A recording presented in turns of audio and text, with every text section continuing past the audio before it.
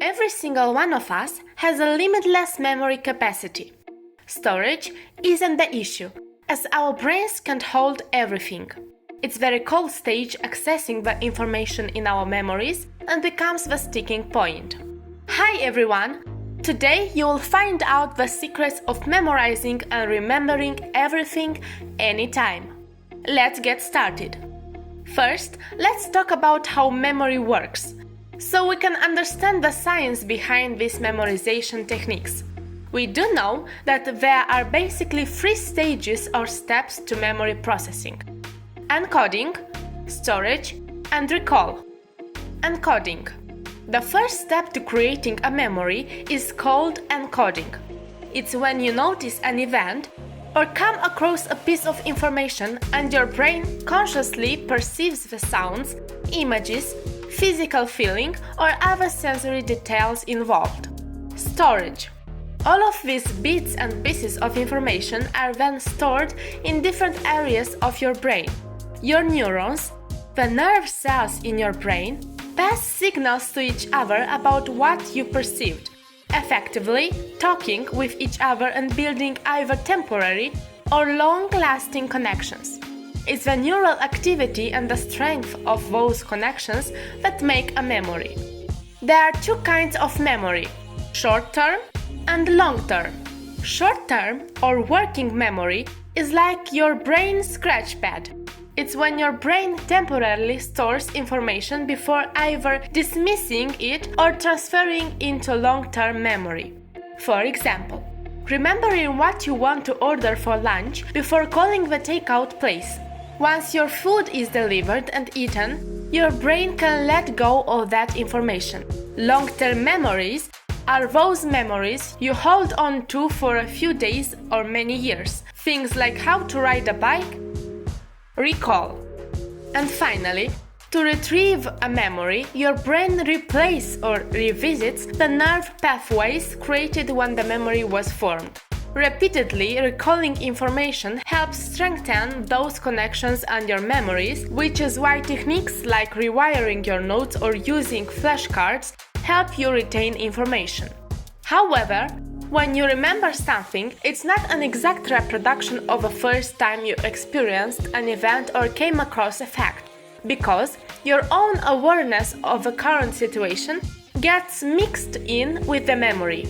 That's also why people can have false memories, or their memories of events might change over time.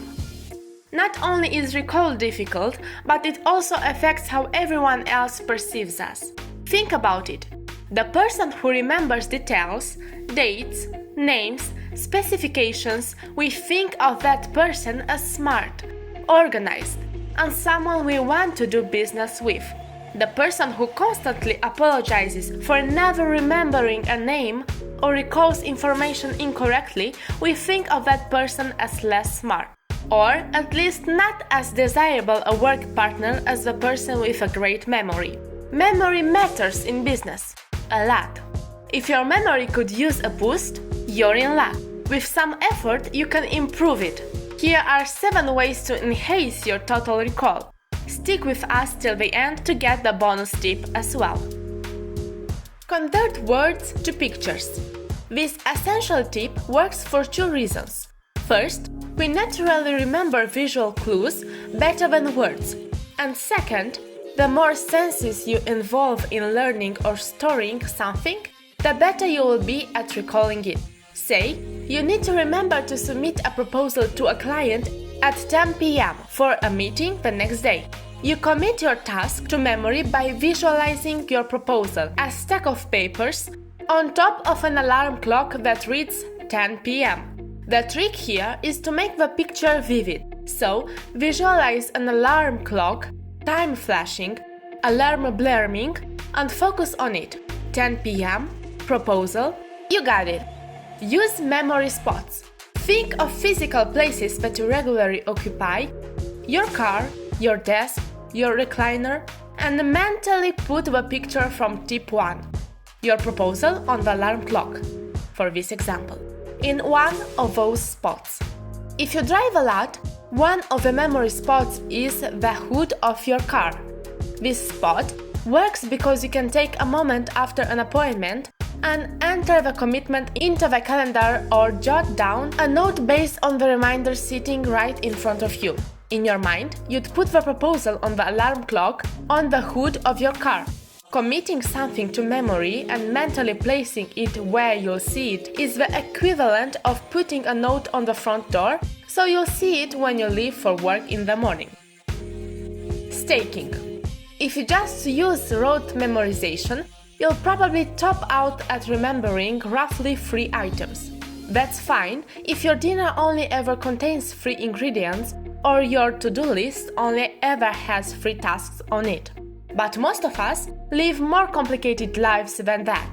You've created your mental picture of a proposal on an alarm clock, and you've put it on the hood of your car where you'll see it. But what if you also need to remember what you've promised free pricing options for a proposal? You've offered to include the bias from some experts that your client may need. And you've also decided that you need to invite this client to your annual Labor Day cookout. Here's how you do it. Stack your pictures. Now, remember that these pictures need to be as vivid as possible so they'll stick. You have a blaring alarm clock with a proposal on top. You add a set of scales with 3 balances, 3 prices to consider, and 2 people sitting on the scales, your expert bias. And then imagine those people eating hot dogs. That will mean the cookout. That's everything you need to remember, all stacked up and sitting on the hood of your car. Use rhymes. If I were to ask you where the rain in Spain stays, you'd have an answer right away. Mainly in the plain, right? The fact is, the mountains of Spain see more rain than the plains do. But everyone who's seen My Fair Lady will answer this question the same because the rhyme in the movie's song was so memorable. Rhymes are powerful memory devices. Create a rhyme and you'll dramatically improve your recall. Use mnemonic devices. Acronyms like HOMES help you remember things like the names of Great Lakes, Huron, Ontario, Michigan, Ira, and Superior, and sentences like "Please excuse my dear Aunt Sally" help you remember the mathematical order of operations like parentheses, exponents, multiplications, division, addition, and subtractions. Pretty cool, right? Work specifically on names. If you remember a new colleague's name, you demonstrate that he or she is important to you. Conversely, if you never remember names, you may appear careless. It's worth spending some time to create a specific framework to help you remember names. There are 30 female first names and 30 male first names that account for the vast majority of the names you'll encounter in the US. So, make a list and come up with a picture association for each of these names. Something like Mike equal motorbike, or Helen of Troy equal ships, or Richard the lion-hearted equal a crown. When you meet a Richard for the first time, you picture him with a crown on his head. Get the idea? Use the pictorial storage to remember lists of items. 1. Gun. 2. Shoe. 3. Tree. 4. Floor. 5. Beehive. 6. Pile of sticks. 7. Heaven. 8. Skate. 9. Slime. 10. Hen. You'll work with this list enough that you'll eventually memorize it. But while you're practicing this technique, keep the list handy as a reference. With this list and a little practice, you'll be able to recall dozens of items in order, simply by creating a word picture associated with each of the rhyming numbered pictures. Here's an example. You need to remember to mail a letter, pick up your suit at the dry cleaners, call your father for his birthday, and get milk and 10 other items at the grocery store, all on your way home from work. Here's how you'll remember it. 1. Gun. Gun firing a letter toward its destination. 2. Shoe. You dress shoe that matches the suit you need for your meeting. This chain can go on forever. Wonder what to do when you get to 11?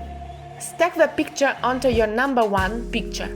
Your gun is now firing a letter that's covered in grape jelly to remind you of the next item on your grocery list. Now it's time for the bonus tip. Offload the stuff you don't need to memorize. The human brain is incredible. Because our neurons can store many memories at a time, our mental storage capacity is somewhere around the 2.5 petabytes. That equals 1,000,000 gigabytes. Range enough to hold 300 years worth of non-stop TV shows. While we don't run the risk of our brains getting full, there are tons of information we come across that we can simply offload to our digital tools. Memorizing information takes effort, so we should focus on the information that we really need to commit to memorize. Evernote can stand in for your second brain to help you remember just about anything. Or you could use one of a plethora of other note-taking apps to do the same. Can putting these tips to work magically transform you in memory man? Of course not! But you can spectacularly improve your memory and the ways in which you are perceived by colleagues, clients, and staff. Make the effort and you'll reap the benefits. Thank you for watching! I hope you have a great day and remember to hit the like button and subscribe to be part of a self-made nation.